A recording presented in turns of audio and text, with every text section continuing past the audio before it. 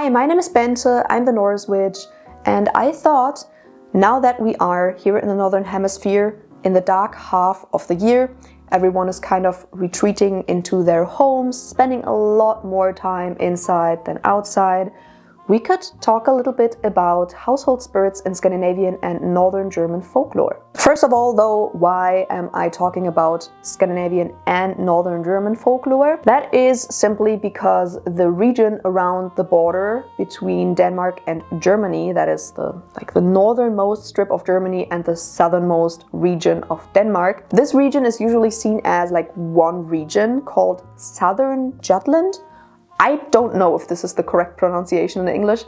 In Danish it would be Sønderjylland, and in German it would be Sydjutland. So this area is kind of not really Danish, not really German, it's kind of a mix between the two, which is the case for a lot of regions around borders, because the borders don't usually stay in the same place for the entirety of the time.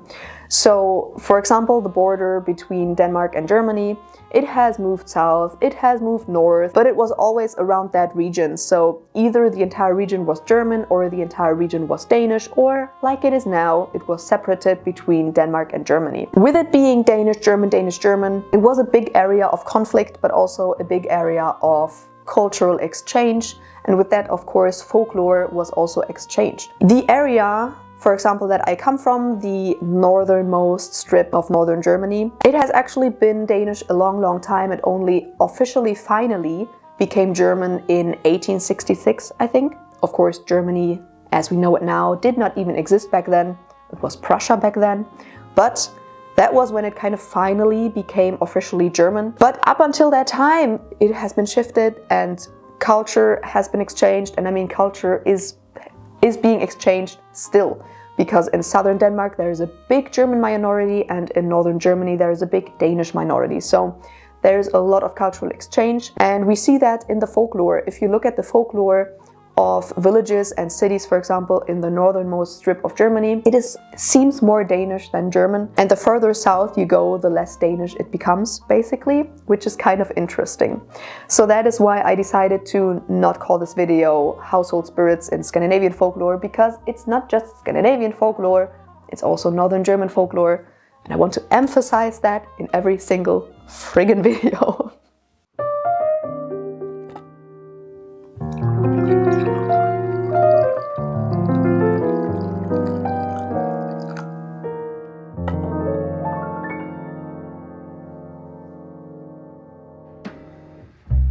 But now let's finally talk about the household spirit.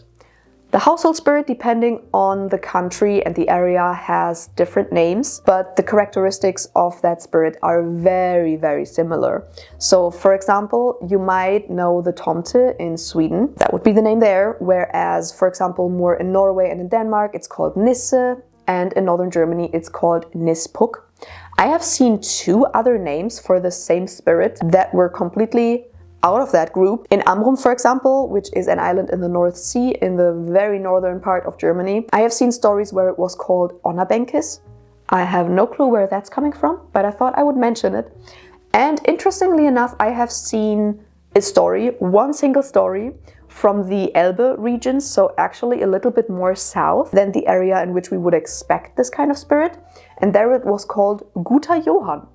I have also never encountered that name anywhere else, but it was the same basic story as stories about the Tomte, Nisse or Nis Puk. But as I already said, those are different names for basically the same spirit. It doesn't really matter if you look at stories from Sweden, from Norway, from Denmark or from northern Germany.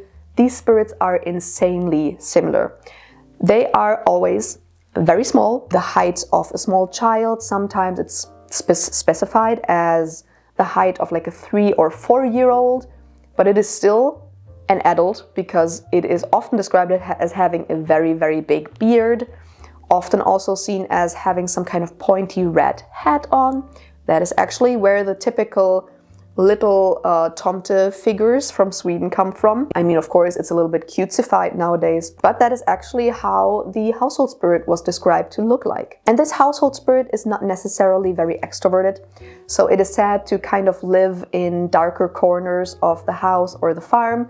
So a lot of the times it lived in the barn or somewhere in a dark corner next to the stove or something like that. So if you have a very dark corner in your house where usually people don't really go to too often, then fair chance that it's living there. It's also not necessarily a spirit that would hang around humans and interact with them all the time. It's usually staying more by itself, working at night a lot of the time, so that when the people are waking up in the morning, some work has been done for them, for example.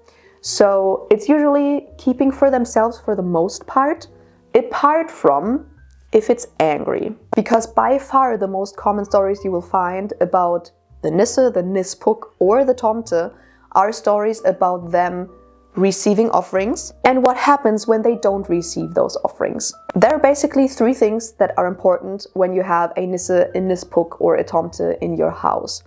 And that is to give them regular offerings of porridge with a lot of butter, sometimes, if you want to be fancy, with salt and cinnamon to make it a little bit more sweet. But these offerings are very, very, very important.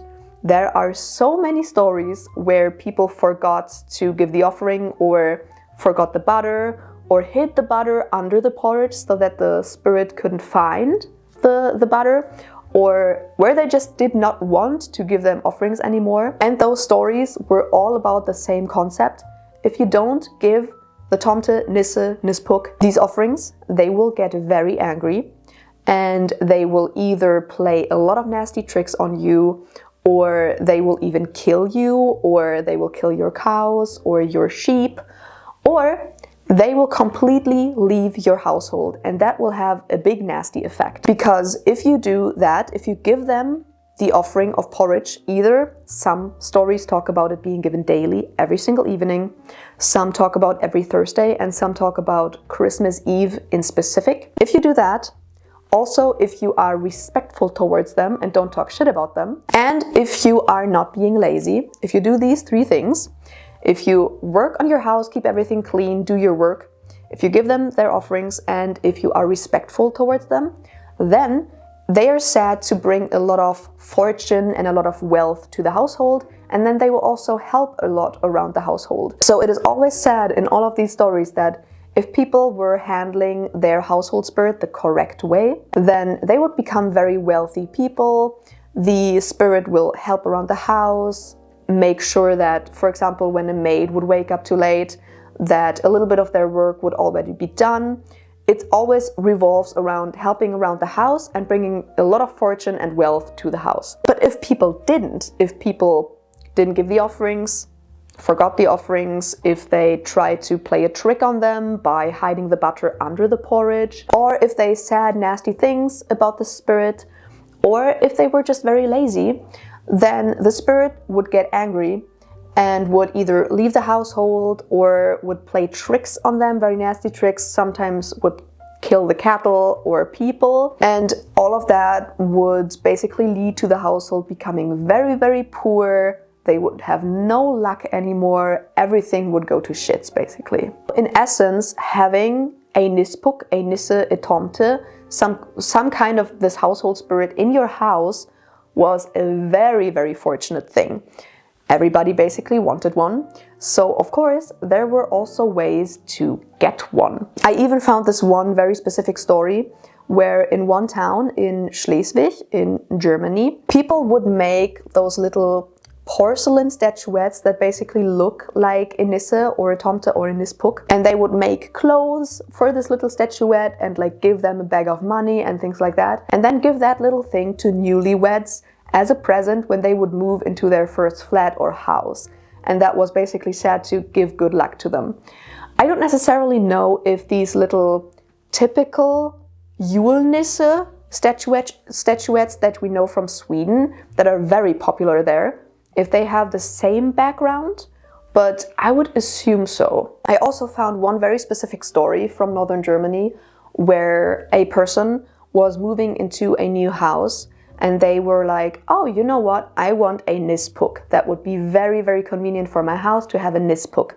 So I will acquire one. And they found the perfect little dark spot in their house where a Nis Puk could live. They finished that up for them, basically built them a little bit of a house in there. And then they put up a big bowl of porridge with the butter on top. And then they loudly called out to all of the Nis Puks in the area and basically was like, oh yeah, I'm looking for a Nis Puk who wants to move in, blah, blah, blah. And all of the Nis Puks in the area, so apparently there are many, all of these spirits in the area, they would come and then taste the porridge and inspect the house. Very interesting. And then in the end, one of them was like, oh, you know what? I kind of really like this house.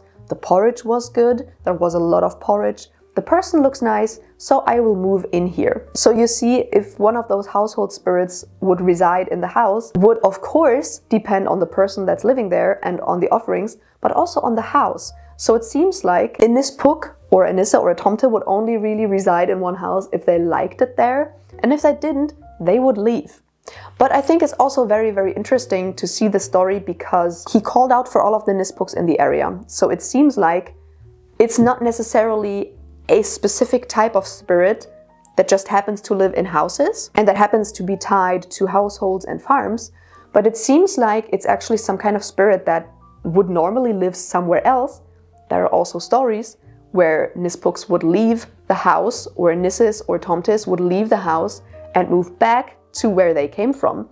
So it seems like they are some kind of spirits that come from somewhere else, somewhere around the land, but then decide, all right, you know what, I want to move into this house and help this family out because this family seems nice, or this house is nice.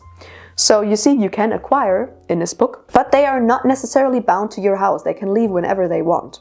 And they are also not the manifestation of the energy of the house or anything like that. I know there are concepts around where it's more of like the animistic spirit of the house.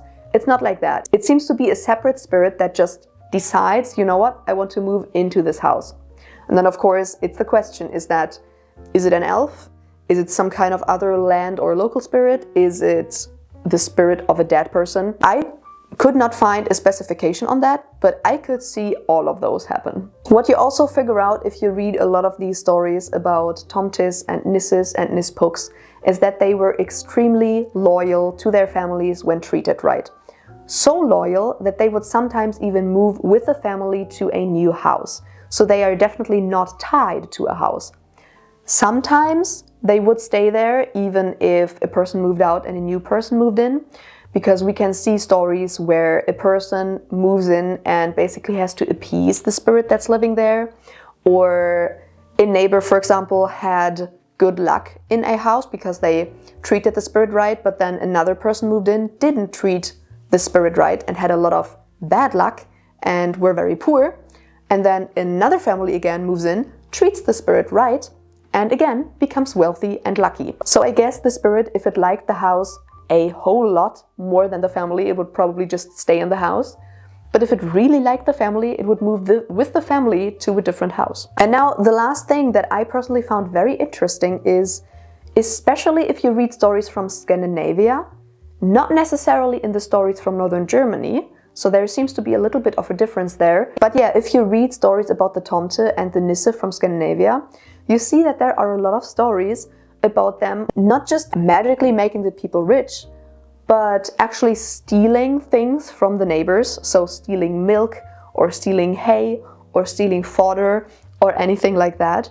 So it's not like they would magically make their family rich, but they would also steal things from the neighbors. And that's very interesting to me because it resembles a familiar spirit a lot.